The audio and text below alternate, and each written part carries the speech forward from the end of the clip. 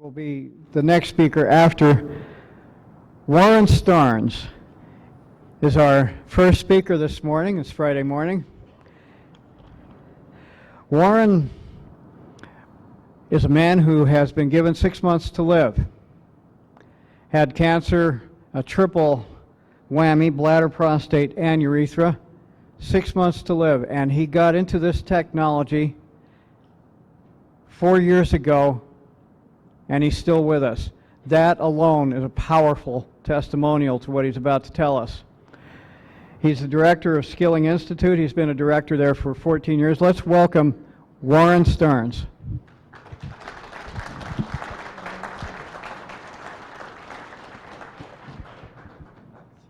Appreciate it. Welcome, everybody. Are we on?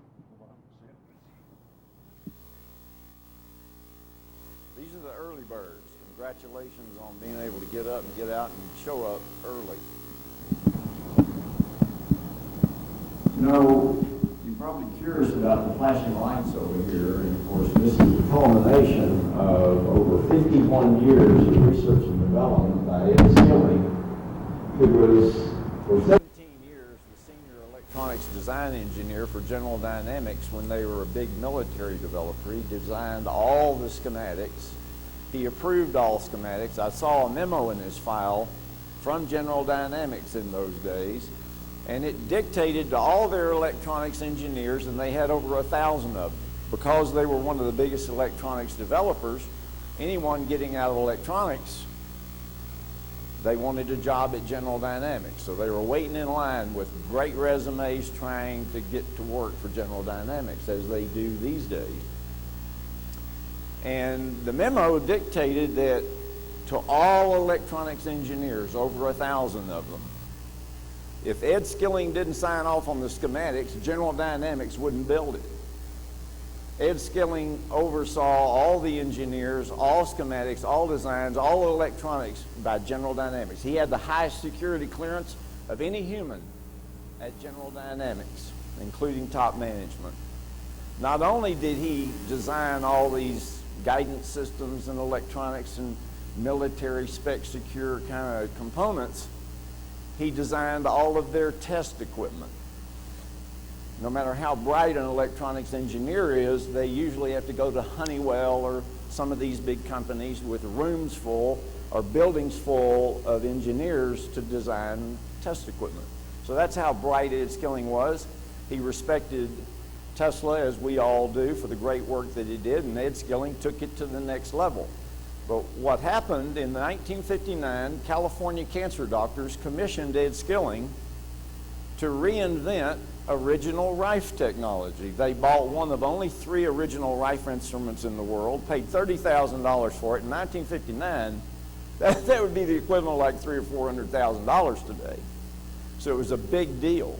Well, they used it on some of their cancer patients, didn't notice any dramatic results, so they kind of had to push it to the side, but they were smart guys. They weren't willing to roll over on this investment, so they said, you know, this is the 1950s, this is the age of solid state, modern space age electronics, so they commissioned or tried to commission Ed Skilling. One of my first questions for Ed Skilling was, how in the world did they talk you into doing this? In the 1950s, the word alternative was not a good word.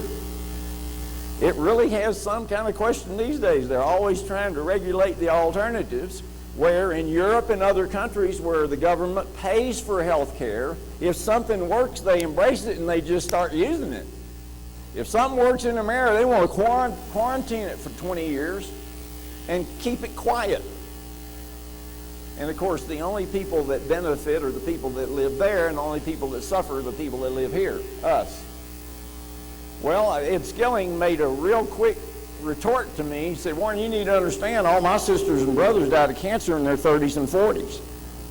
So I was keenly interested in anything that might electronically have something to do with cancer.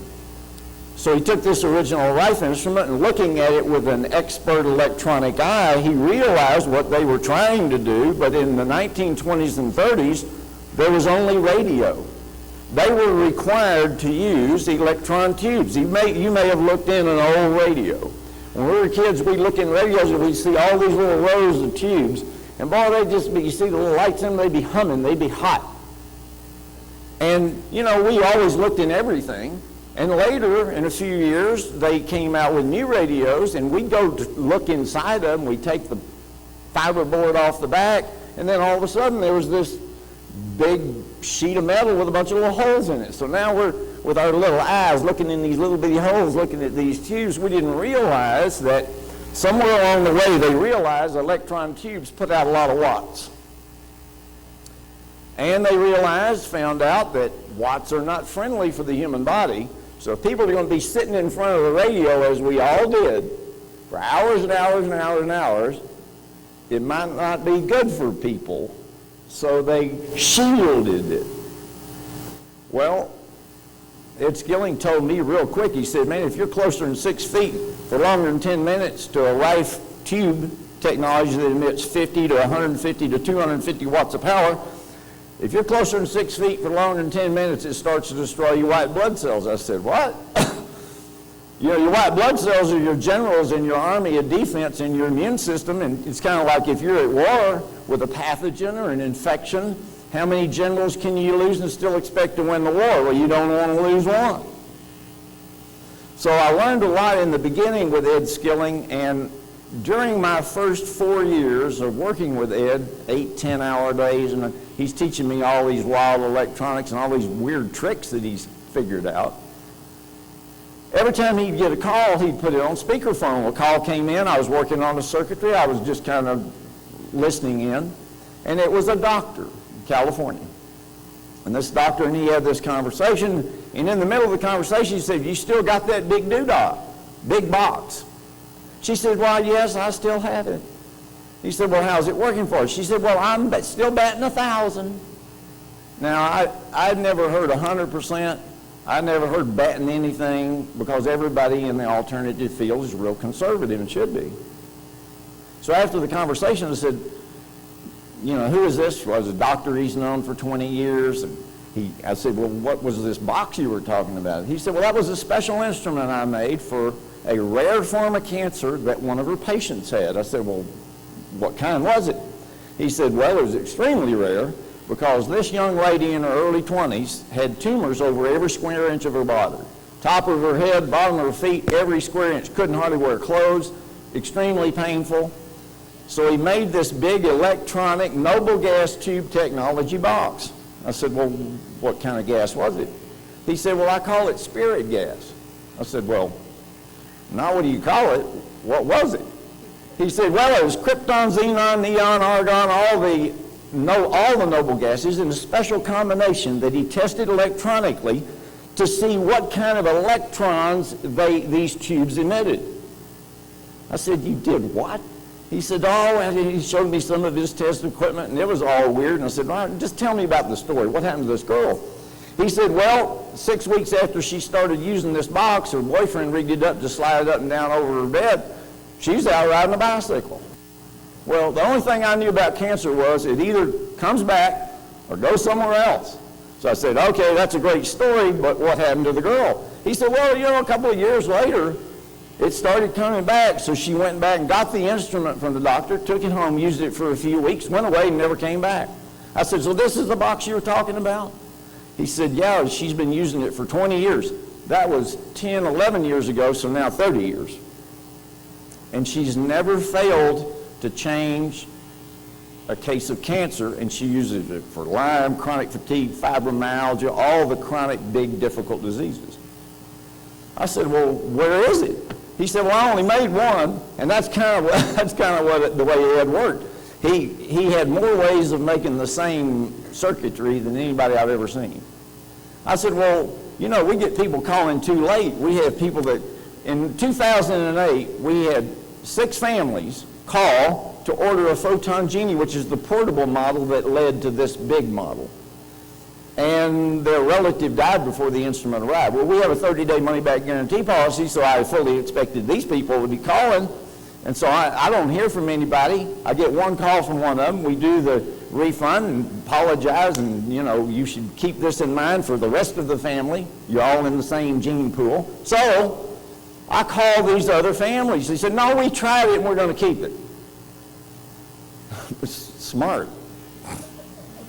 You know, one of the principles we all need to learn is the principle of learning from mistakes. Now, you know, everybody walked into this room today fully capable, and I didn't see one single person trip or fall. But I guarantee you, before you started walking your first time, there was a lot of tripping and falling going on. And you didn't feel bad about it. You didn't think anything about it. What'd you do? You just picked yourself up and tried it again. You cry a little bit, pain goes away, try it again. But we are all commissioned here with the power of choice to learn from mistakes. There's two kinds of mistakes you can learn from: your own and the mistakes of others. The latter is the preferred. It's amazing to me that someone would get any kind of sickness, diagnosis, disease, and not try to learn from the mistakes of all of those that have gone before them. Matter of fact, they're so convinced that they should just go do what the doctor says, you can't even talk to them about anything else. The word alternative has just barely come around and come of age these days. But after so many families, millions and millions of people watch their relatives die a slow, horrible, slobbering, screaming death, they're interested in something else that might work better or might not work as bad. Well, Ed Skilling's been designing these instruments for all these years. Here's this lady that's got one of these boxes. And I'm saying, hey, man, I'm a quick study. If it worked that well for an advanced cancer, why don't we make that again? He said, you could if you wanted to. I said, well, let me go ahead and start working on it. He told me how he did it and all. It took us a long time, several years. In the process of making this technology, duplicating it again for practitioners that we have around the world, now in 41 countries, and for advanced serious conditions, we had a lot of emergency calls, and so it created this sense of urgency that we really developed this quicker. Because while the Photon Genie changed every condition, it improves the quality of life of any serious catastrophic illness, and it's noticeable. You can be too little too late. The Orientals have a saying, and they refer to pathogens in the body and the momentum they get as momentia. So that is momentum. If you and I were standing on the curb out here in front of the hotel and a VW Beetle started coasting down the drive, well, you and I could just say, hey, let's just go out there and slow this thing down, stop it. If it was an 18-wheeler, we just have to step back and say, we're going to have to let this one go. Well, pathogens, candida, fungus, mold, viruses, infections, cancer gets momentum in the body. Well, when does it get it? 10 years before you're ever going to find out. They now know that everybody has cancer. We're all born with precancerous cells in our body, and we live in an insulting chemical pesticide-full world. So what does it take to fire them up and get them going? You'll never know. How many of you feel pretty good today?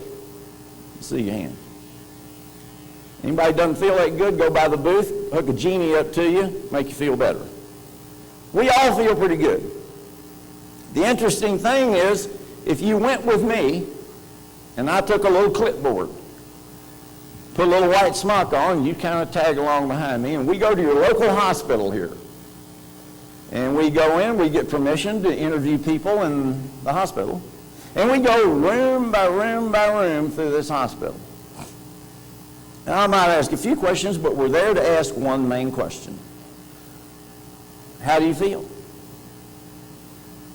Well, 100% of them, with very few exceptions, would say, oh, I feel pretty good today. Well, my next question would be, well, what are you doing in the hospital then? Wait a minute. You're either terminal, you're sick, you're in the hospital, and how could you feel? Well, I feel pretty good today, and I feel a little bit better than I have before. And I perceive this as a mentality that we all get of acceptance of really just not feeling good. And a lot of times we don't know how bad we feel until we find something that makes us feel better. We go so insensitive and don't really realize, and we think it has something to do with what we're thinking. It absolutely doesn't. And here's the primary cause of why feeling shouldn't matter. Every critical organ in our body, our brain, our heart, our kidney, liver, pancreas, the organs that make you or break you, the things that if something happens, a bug gets in them, a virus or fungus or cancer, you're going to die. And guess what? You're going to be the last one to know, because there's absolutely zero feeling in these organs. They don't give you anesthesia to cut on these organs. They cut to put the protective tissue around these organs. By the way, I had a guy come to, he said, "No, man, you're wrong about that. I feel my heart." I said, "No, you don't, not unless you got it pounding against something in there that has feeling." There are no feeling in these critical organs. So just out of curiosity, if you're depending on your diagnosis of how you're doing by how you feel, how could that work? Anybody? How could that work? It can't. By the way, if there was any feeling in any of your critical organs, there wouldn't be any agony of defeat on ESPN.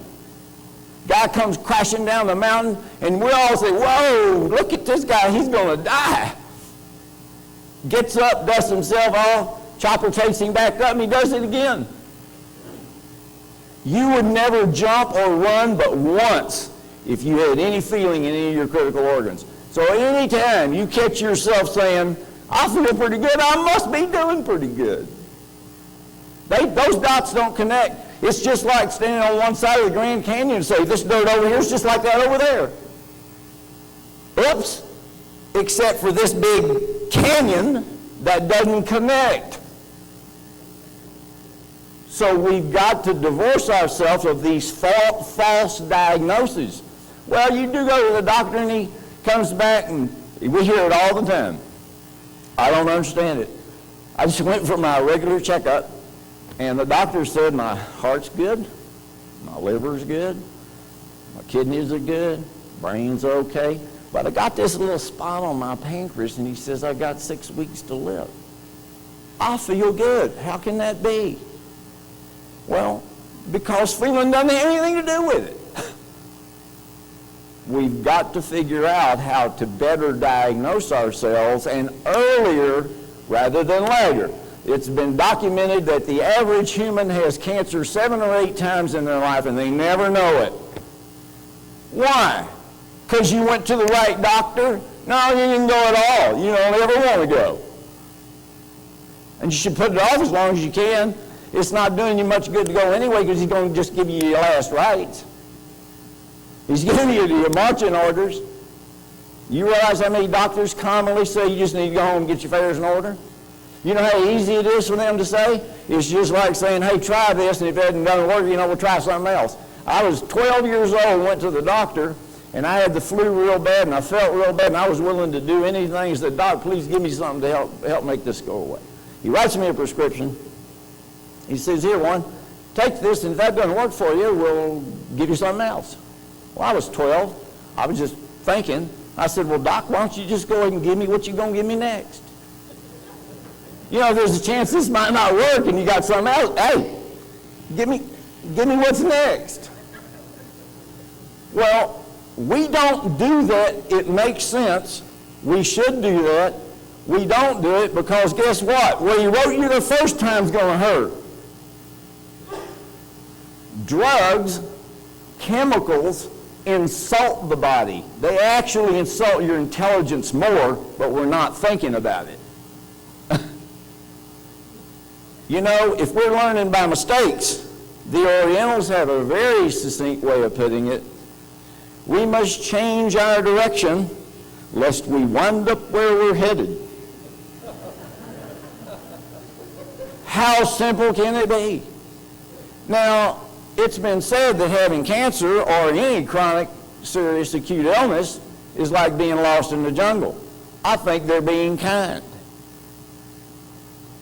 Because in the jungle, you can see some berries. You can see some roots. You can see some water. You don't know if it's safe. You don't know which one to eat, which way to go. You know that some direction's out of here, and you get to pick.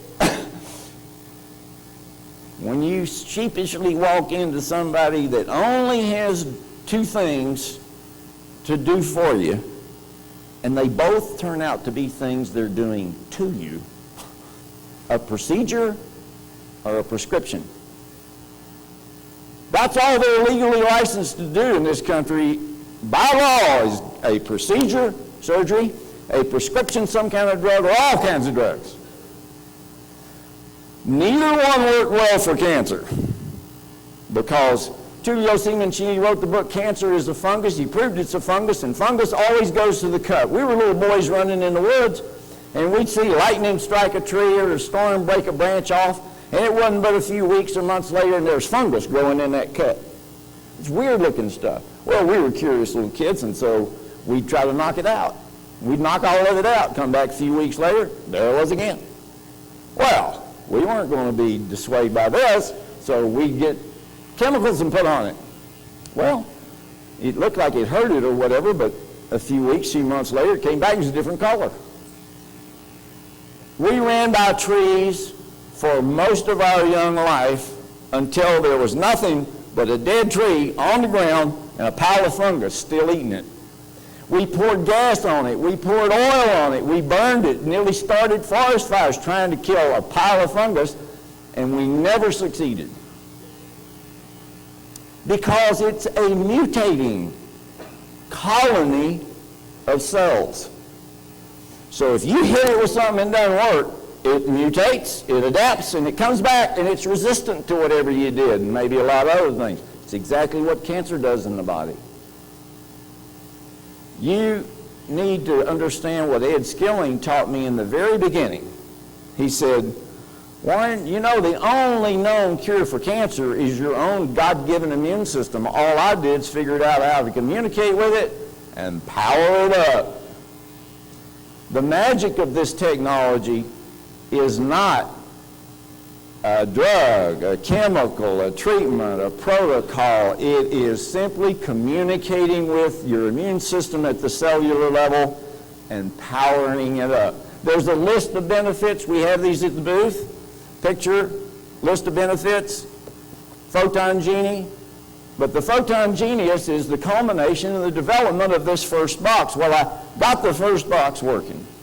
About that time, and my sons are here today. I'm glad they could make the trip, but they will be able to tell you about their mother. My ex-wife, their mother, got squamous cell melanoma skin cancer. The kind people don't get over. They basically can only slice and dice and hose you down with some radiation, and that's about it. They say they're buying you some time. Well, she came to me with this proposal. She had this mole on her shoulder. They removed it and found that it was the fastest spreading kind. She already had spots in her lungs. I'm thinking, game over. I've been dealing with cancer a lot of years.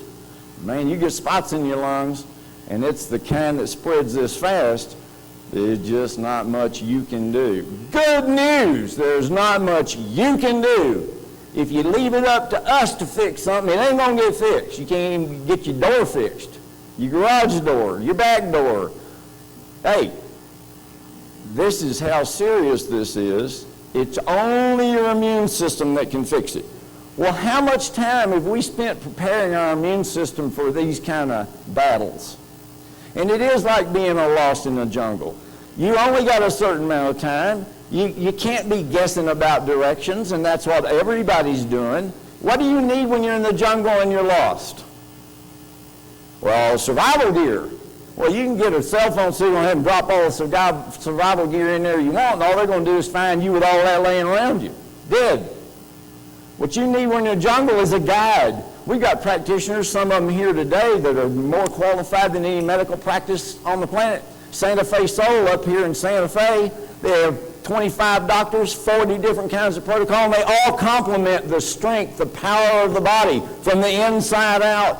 How hard is this? You know, if you have a Maserati and you have a little engine trouble, you don't take it to the VW dealer. The higher level of technology, the more expert kind of help you need to find. By the way, if you're going to learn from the mistakes of others, you need to be talking not to the doctor, but the patient sitting in his waiting room. You need to talk to people that have been there, done that. And if everybody in the waiting room looks worse than you, you should leave. Well, you going to join them on the wait? We made this original prototype box testing it. His first box had 14 feet of this noble gas he called spirit gas combination. This Photon Genius has 150 feet of it. Well, I took this prototype box which had 18 feet, combination, noble gases. We had just barely gotten this first prototype to work, so I get my ex-wife and I say, listen, what they had proposed to do is they were going to cut her shoulder off, then they were going to cut a chunk of her thigh off to fill it in, and then they were going to radiate her. I said, what kind of plan is that? You're not planning life, you're planning cripple. You could die from either one of these surgeries and get staph infection, which would not ever let you heal, which would make your immune system more compromised, and the only thing that's going to beat it would be hurt more everything you do. You can't go under anesthesia. You can't go under the knife. You can't force the body to heal from some major surgery without weakening your immune system. By the way, when you cut your finger, how long does it take to get red around it? Instant. Well, you have to have a meeting.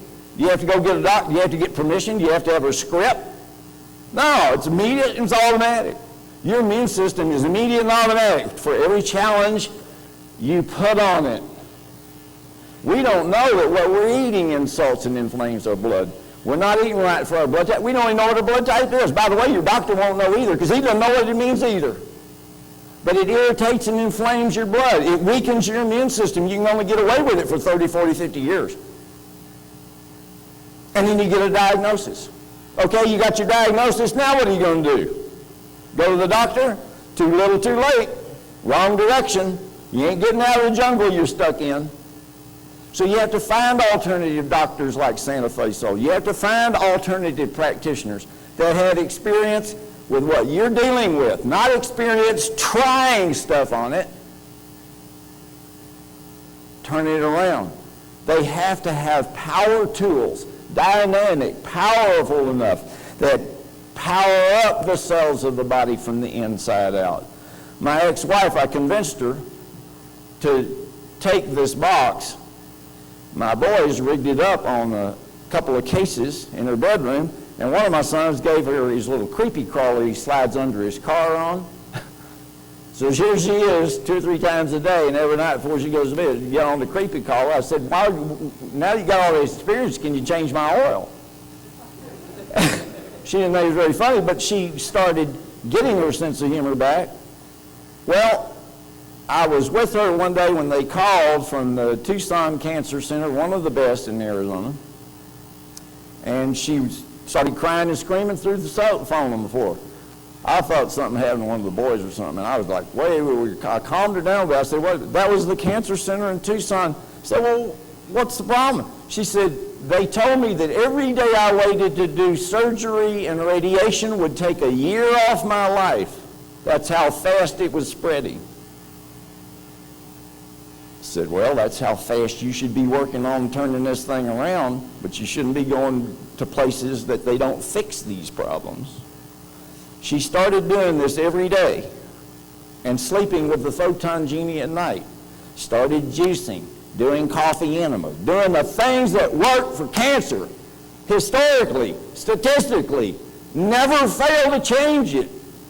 People that die of cancer, I had a call from a guy in Canada, and he said, Warren, I just want to thank you for telling me about that Photon Genie. I said, well, how are you doing? The guy had a real bad case of lung cancer, and I said, you know, well, it's good to hear from you. And he said, listen, I just want to thank you, and I want to tell you to tell Ed Skilling Bless him for the great work he's done to keep it up, and he saved my life, gave me some life back. I said, well, how are you doing? He said, well, you know, this nasty old cancer is still going to kill me anyway, but guess what?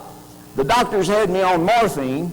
My grandkids would come see me, my kids would come see me, and I was either knocked out on drugs or screaming in pain.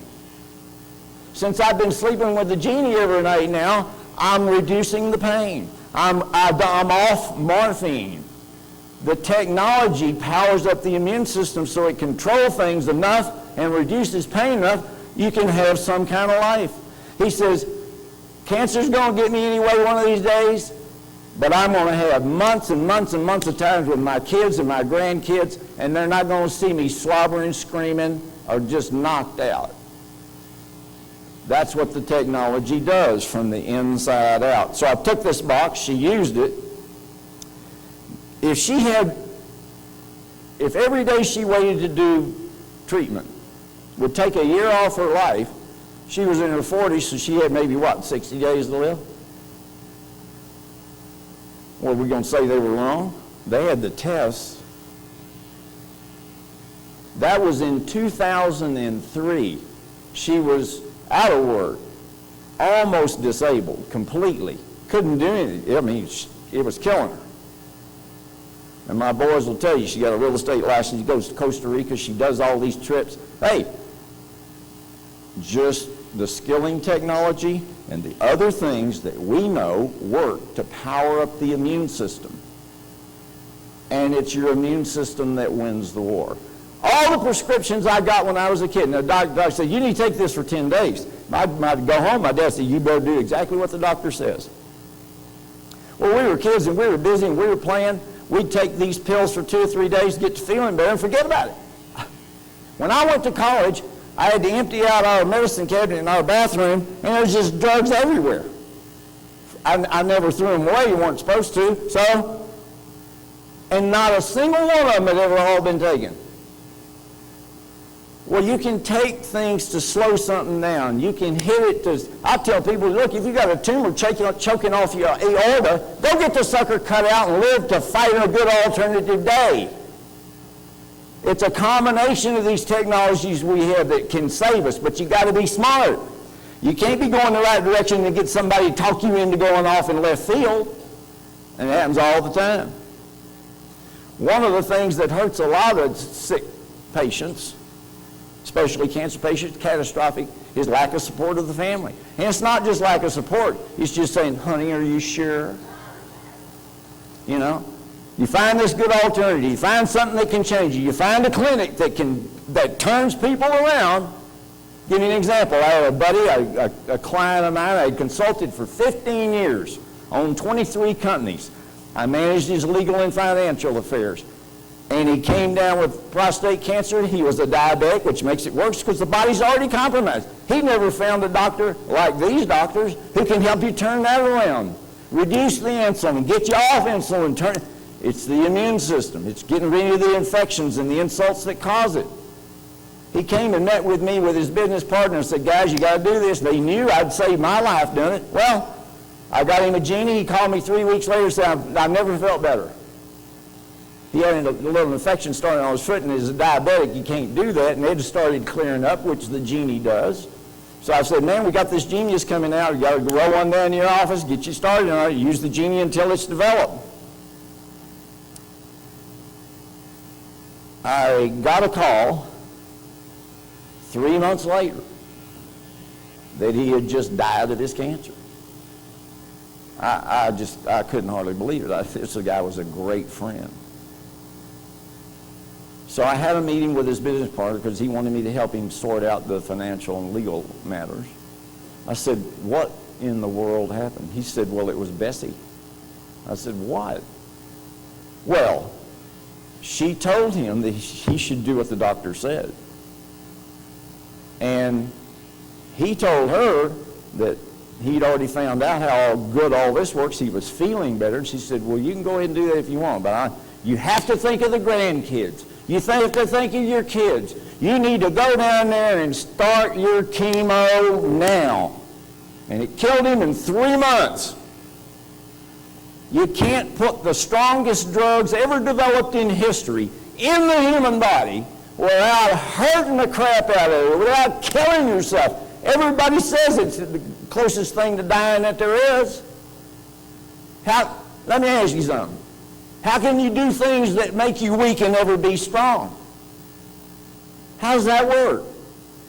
How can you go in with a diagnosis and come out weak, strong, begging for somebody to shoot you? That's what it does. What do you think that does to your immune system? Boy, it just sends it on nosedive into the toilet. It's like cruising on cruise control at an altitude of 30,000 feet and just pressing it down to the ground.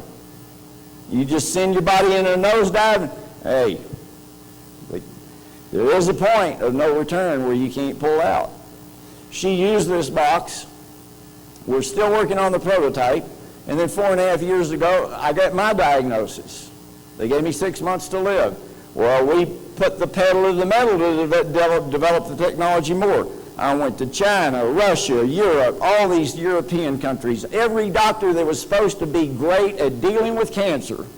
And I weeded them out as fast as I could. I learned more from the patients in the room. I had talked to doctors in 41 countries for 10 years before that, so I was making calls and I was dying. I had like a blowtorch up your butt.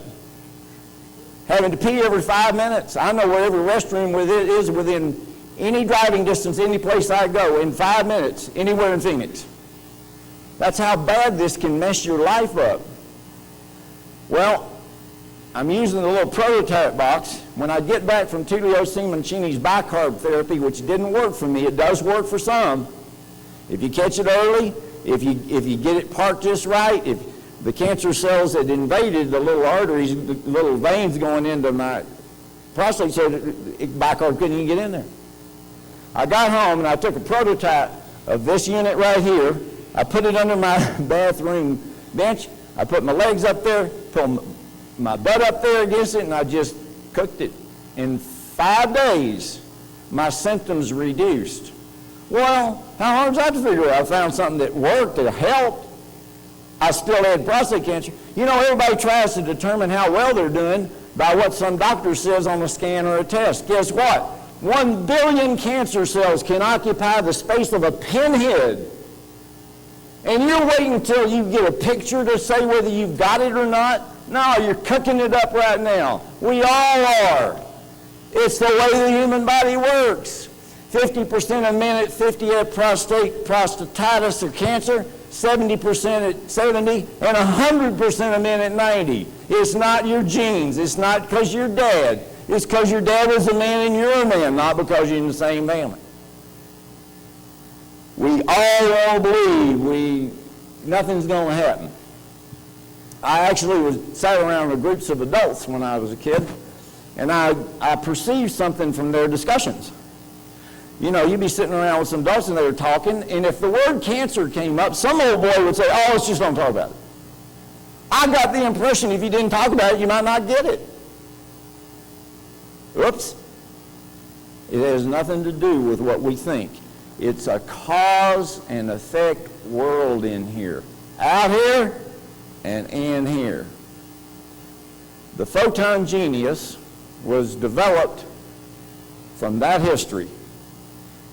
And instead of just doing a little box to slide around, we've got 180 degrees, 205 degrees around your body, head to toe.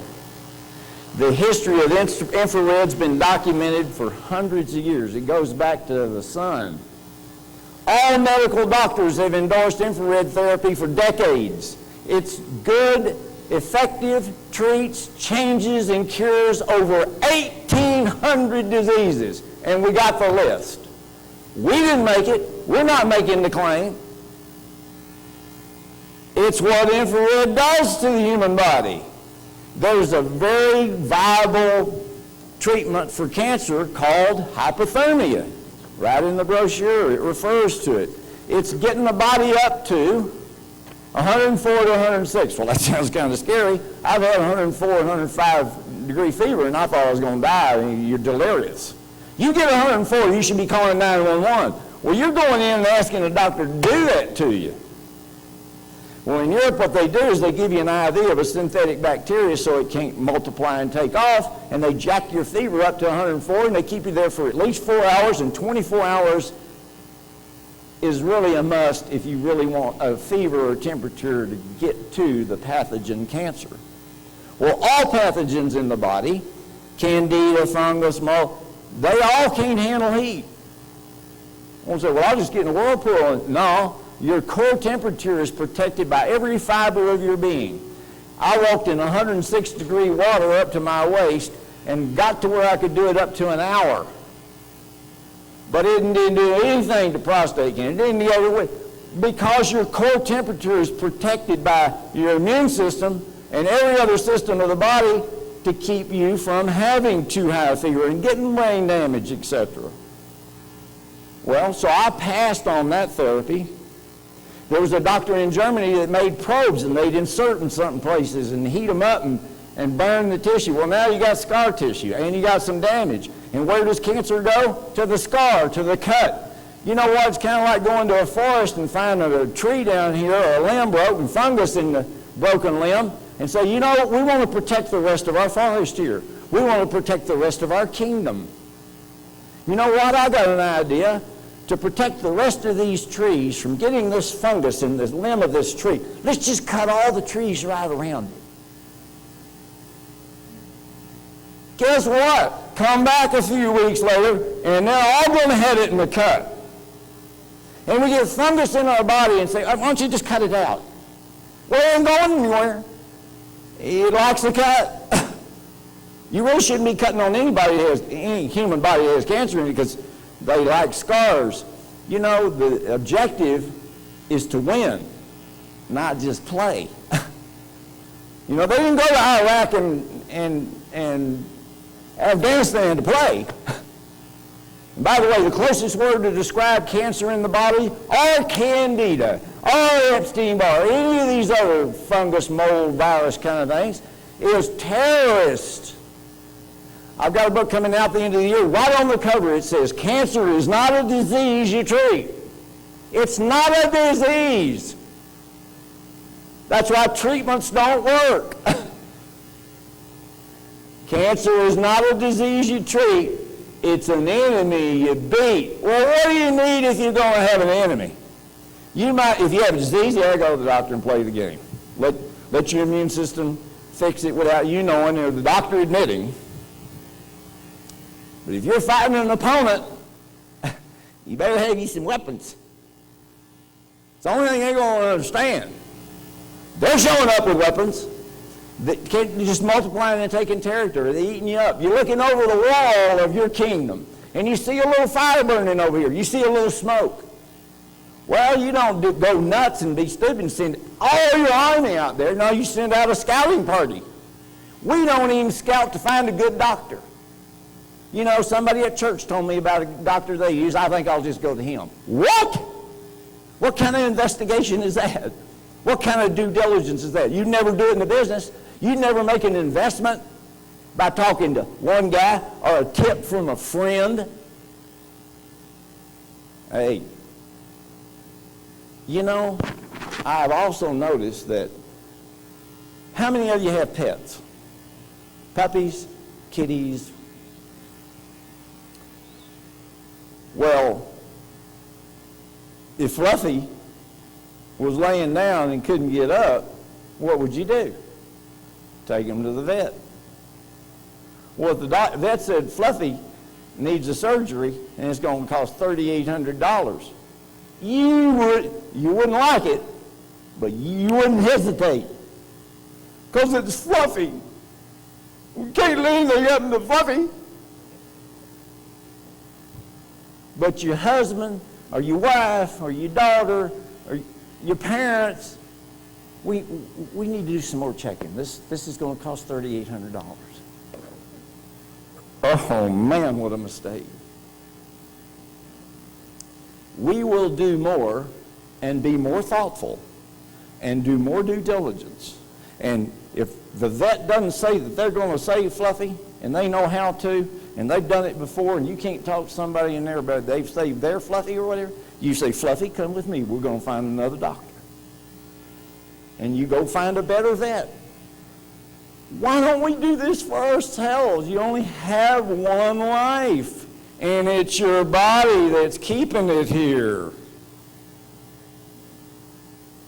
So, you know, by this experience, we also have noticed that the most well-meaning, caring people in your life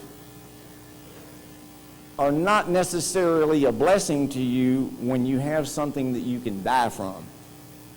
A husband and wife were sitting in court, and this guy was with his wife supporting her because she'd been caught shoplifting.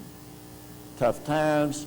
She had stolen some food at a store. They caught her going out with this extra food.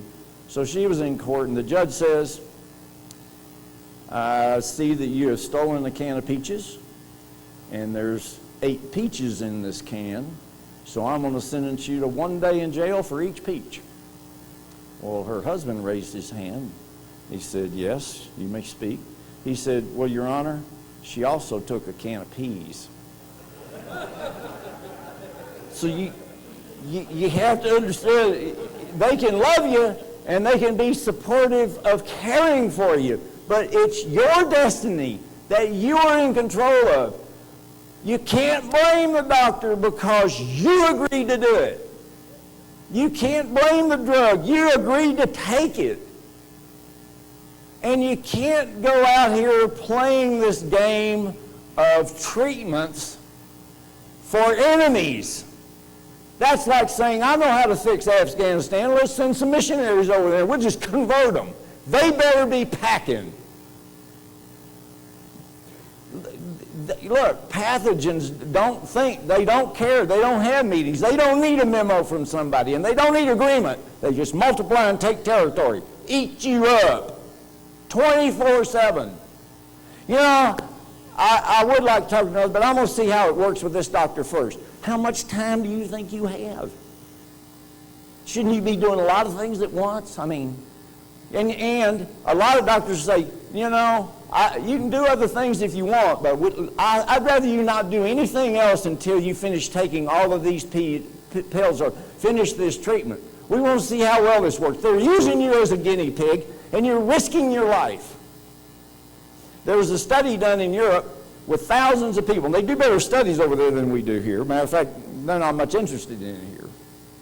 They took thousands of people, stage 4 cancer, and they divided them into 2 groups, and they got all of them to agree to do this.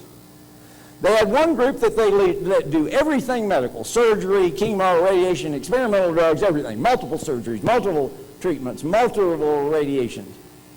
They let them do everything available in modern medicine. The other group, they got to agree to do absolutely nothing. No alternatives. Nothing. Just let the disease run its course. Well, guess which group lived the longest? Well, of course, the medical group did. By 3 days. What they didn't tell was the miserable, slobbering, horrible death these people did from all these surgeries, and the grief the family had to go through and endure from all of this. So the statistics support that it's your immune system that controls these things. Well, if it's an enemy you're fighting, and you need weapons on the field to do it, you have to find alternative practitioners that have these kind of weapons that are the grandest style power for the body, from the inside out. Hypothermia has never existed like this. You know, in a normal infrared sauna, you have maybe 2, 4, 6 emitters under the bench, and you can't control whether it's near or far infrared. They just kind of set it from the factory. And you're sitting in a wooden room, and guess what? The research proves that wood absorbs infrared. Well, sitting in a wooden room trying to get infrared is just like going to a buffet and getting behind all the heavyweights, all the football team, and think you're going to get something to eat.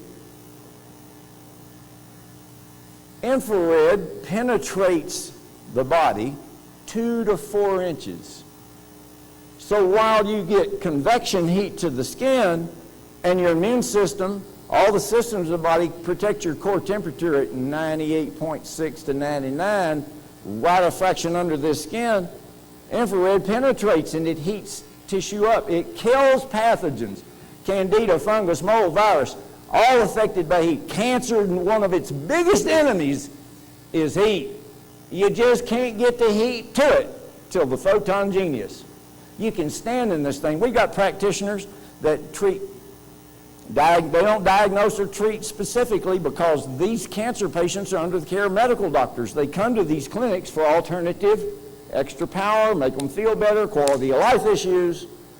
And so we have a number of documented cases by the medical doctors. We have a lady down in our area, Phoenix, that had 11 by 7 by 5 centimeter breast tumor. She'd been jacking with it for over a year under the care of a medical doctor. And she came and did 13 sessions in the Photon Genius. She goes back to her medical doctor. They do another ultrasound, and it reduced it 54%. Everything she'd done had not only not reduced it, it was constantly getting worse. We have videos on YouTube. We have videos upon request of doctors, medical doctors, alternative doctors, holistic doctors, chiropractors, colon therapists that use the Photon Genius in complement to their other protocols, and it's just staggering. We have one practitioner in Arkansas had a patient come and brought a relative with her. And she didn't tell him, but the relative that she brought, she went and picked up at hospice, brought him in a wheelchair. The doctor didn't know. She says, I want to buy a Genius treatment, a Genius session for him too. Well, they got him in the wheelchair because you can sit or stand in this thing. Well, they brought him every day for 2 weeks. He was in hospice. That's your checkout point. That's adios. After 2 weeks of doing the Genius twice a day, he went back to work. Now he still had cancer, but he also had control of something that he could do to change it. One of the worst things about dealing with this is sheepishly walking in and sitting in a lobby somewhere with a bunch of other sheep, and you see the edge of the cliff, and you just kind of marching right, and ain't nobody going to break away. Nobody's going to stand up and say, you think we should all be here? How you guys doing? Have you been improving very much? Maybe we should find some place in town. Keep coming to our doctor here, but maybe we should find some other place that makes people feel better, makes your immune system stronger, gives you a little more control over what's going on in your body, including hurting this enemy. Well, look, if you're going to fight an enemy, you better have weapons, and you better have the best ones going. And don't bet everything on one weapon. I'll guarantee you, if you go to the soldiers in Iraq and try to talk them into taking their handgun off their hip, you're wasting your time. Well, they don't hardly ever use it. But they ain't getting rid of it because it's a way to save their life. You need to go to these clinics and find out all these multiple protocols that make this part of your body go, clean your liver up, strengthen your kidneys, power up your adrenals, keep your mind clear. My gosh, how many things can you do? How many? That's the question you need to answer. One of the questions that we notice that people ask a lot of times, well, how long do I have to do it? Well, how much time you got? Well, when can I quit? When you want to quit. Well, how many times do I need to do it? Well, how much better do you want to feel? This is one of the few things that the more you do it, the better you're going to get. Hey, I'm 66 years old. I'm in better shape than most 20-some-odd-year-old athletes in this damn town. It's real simple. This changes you. 30 minutes in this thing burns 500 to 700 calories. It's the equivalent of 4 hours of hard working out in a gym. Standing or sitting for 30 minutes. How hard is this? You should be saying, how many more of those can I do? How can I get one? When we started this, we thought that about 80% of these would go to clinics and practitioners. And we get a lot of them. We've got them in 13 states now, spreading like crazy. But 80% of these have been bought by individuals, and they have them in a bedroom or a room of their house. And why not? You can change every member of your family. You have total control over your condition. And by the way, it's your condition that changes cancer. It's your condition that gets rid of things. It's how good a condition you're in. You say, well, I'm in pretty good shape. No, you're not. Take your shirt off and stand in front of the mirror and try to prove it. What determines your condition is the result of conditioning. You can't get in shape by dreaming and just ordering another plate of something. You have to work out. Well, just moving the muscles doesn't burn up all the fat. Ladies, you know it. Guys, we all know it. This is the #1 power tool ever developed to get rid of cellulite. There's nothing else that'll work. This is a plastic surgery machine. Every woman that's done this for a period of weeks, they get rid of wrinkles. Their skin gets tighter. Isn't that better than a pair of scissors? Hey, it's real simple. There is a better way. You must change your direction lest you wind up your headed. If you get far enough off course, you need major correction like this. The noble gas tube technology is like an electron bath for the body. There's two dynamic parts of the body, the plasma energy field, which dominates and controls your body, and the physiology, the chemistry, which we can adjust and change. Even changing your diet can change your body, and you can see it and you notice. Nothing changes it more than the plasma energy field of the body.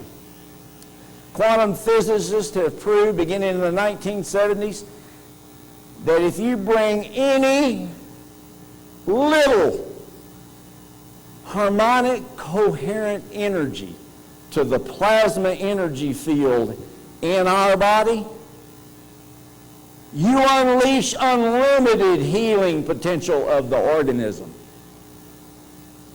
Well, if all these things we can do with diet and all these things, the chemistry stuff we put in our mouth and put on our skin can make a difference and we can see it, there's how you change it from the inside out in grander style than all of the diets and everything else you can do. I've got guys that work out 6 hours a day, 5 or 6 days a week, and they still got a little oil here. They just, well, it's not the fat that moving the muscle can get rid of. You have to burn it off. You have to power it off. The interesting thing and the side benefit of using this technology is now you got all this electron bath opening up the receptor sites of every cell of your body. Now you're penetrating with infrared, targeted energy infrared, the first in history, every tissue in every cell of your body. If it goes 2.5 to 4 inches into your body, well, 2.5, 4 inches here, and then 2.5 turn around and do it in the back, you're almost getting it all. The question is, can you stand there long enough for the heat to penetrate deep enough to be hot enough to kill these punks? Yes, you can. You just have to wipe the skin to keep it cool, keep the nerves cool. When it gets too hot, you just touch your skin wherever you feel it, and you just stand right there and cook it. Ladies with breast cancer can stand in the center of this thing and it inflames it. For the first time, it empowers the woman or the man who has it to see where it is. They say, you got a X number centimeter tumor. Well, you know what centimeters are. And you don't want to think about how bad and big it is anyway, but it sounds pretty big and pretty bad. But for the first time, you can actually see where it is because it gets inflamed and red. Cancer hates heat. Well, dadgummit, if you found out an enemy didn't like something, why wouldn't you just order more of that? Serve it up to them. By the way, another one of the biggest enemies of cancer is oxygen. You don't like it. The reason you can't get enough oxygen to pathogens in the body is because your blood can't hold oxygen. If you're low in minerals and your pH is low, and all you got to do is pee on paper morning and evening and measure it for 30, 60 days, see what your cycles of acidity is. If your blood is acid, you still have cancer. I don't care if everybody says you beat it. Cancer is the ultimate chronic infection. This is the biggest infection power tool in history. Infections cannot live, cannot stay in the body if you're disinfecting every capillary of your blood. How does cancer go to another part of your body? In your blood. Where does cancer get all its food? Your blood. Well, if we had knew cancer didn't like something, all we had to do is get it in the blood. Well, how do you do that? Stand. Step right up. You know, over the course of history, there have been times and moments where major breakthroughs occurred, and it's usually some kind of combination of technologies. They're on their own, we're dynamic and good, but put them together, and whoa, man, major breakthrough. Photon genius, that's exactly what it is. There's 72 energy transmitter emitters in this thing, and they're all on you head to toe. You can change your body. It's not about fighting cancer. It's not about beating and curing the disease. It's about conditioning you so you can't get it or can't keep it. You can beat and you can control any bad condition they say, well, there's no cure for it. You know, you're just helpless. You just have to get in line with the rest of them. The cliff's down there. We'll stall the march to the cliff so you have a little more time, but you're going off the cliff. Because you got the diagnosis. You got the diagnosis, now what? Now what? You do something about it. You can't do more about a diagnosis than this. You can beat any diagnosis, any disease under only one condition, your condition.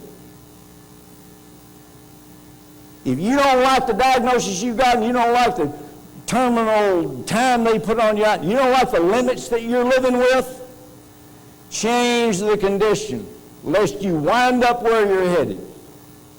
Thank you for your time.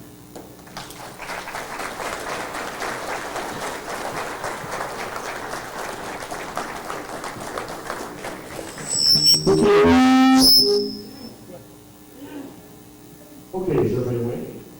Sorry about that.